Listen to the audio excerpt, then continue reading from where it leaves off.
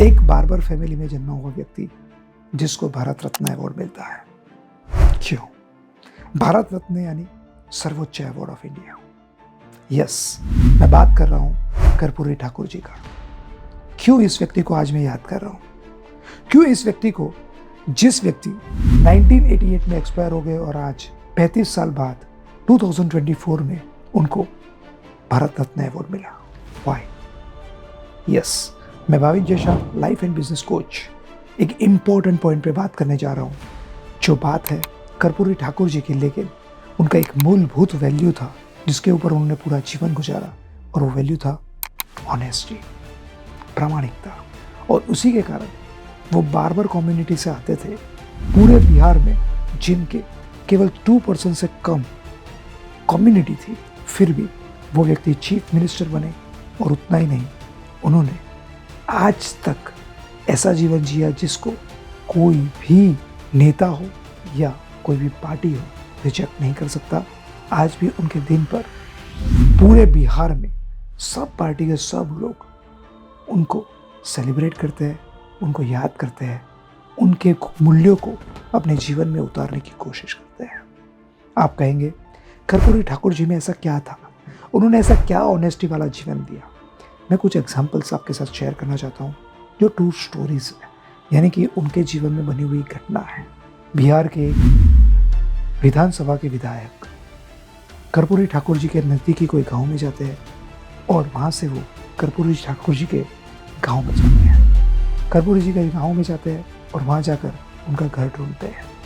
और जब वो कर्पूरी जी के घर जाते हैं तब उनको पता चलता है कि उनका घर झोपड़े का है, झोपड़ा टूटा हुआ है, और कर्पूरी जी की वाइफ घर में काम कर रही है।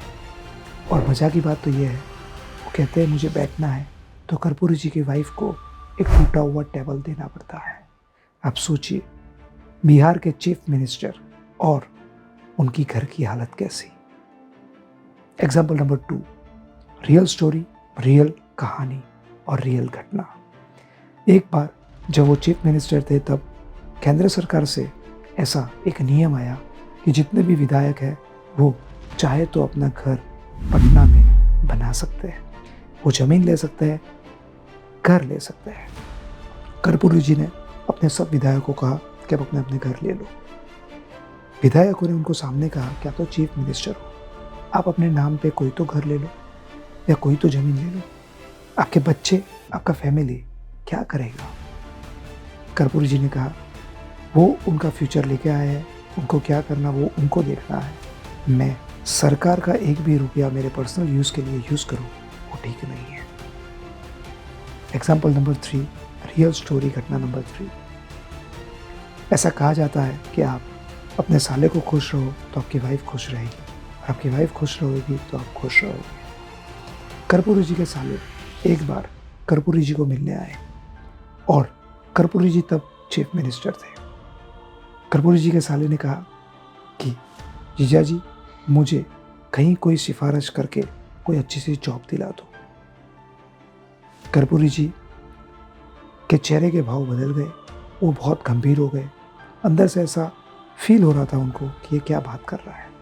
कर्पूरी जी ने और कुछ नहीं, अपनी जेब से 50 रुपये निकाले और उनको कहा कि अपने पुरखों का बिजनेस बार्बर का है, आप एक काम करिए, एक औजार लीजिए, सर का कैंची लीजिए, एक कंघी लीजिए, ऐसे कुछ औजार लीजिए जिससे आप बार्बर का काम कर पाए, लेकिन दूसरी बार मेरे पास से मत आना। आप सोचिए अगर ऐसे व्यक्ति भारत देश में होते हैं तो भारत रत्न नहीं, उनको पूरे वर्ल्ड का बेस्ट अवार्ड देना चाहिए, because he lived up to it. बातें करना और जीवन जीना जिसमें बहुत फ़र्क है। आज के ज़माने में आज के नेताओं को हम देखते हैं, हमको दिखता है कि आज मेजॉरिटी लोग कहाँ से कहाँ जा रहे हैं। उस समय पे भारत आज़ाद होने के बाद ऐसे एक व्यक्ति जो फ्रीडम फाइटर थे और आगे जाके एक राज्य के चीफ मिनिस्टर बनते हैं, लेकिन कैसा जीवन जी के गए हैं। मैं चाहता हूँ कि कर्पूरी जी के जीवन से हम सब प्रेरणा लें। उतना ही नहीं, उनके गुणों को और ख़ास करके प्रामाणिकता के गुणों को हम अपने जीवन में उतारें। मुझे कमेंट बॉक्स में बताइए आपको ये वीडियो कैसा लगा। और सबसे महत्वपूर्ण बात, आप ऐसे लोगों को ये वीडियो शेयर करिए आप चाहते हैं कि वो ऑनेस्टी वाला जीवन जिए, भले वो जी रहे हो या ना जी रहे हो। Thank you very much, love you.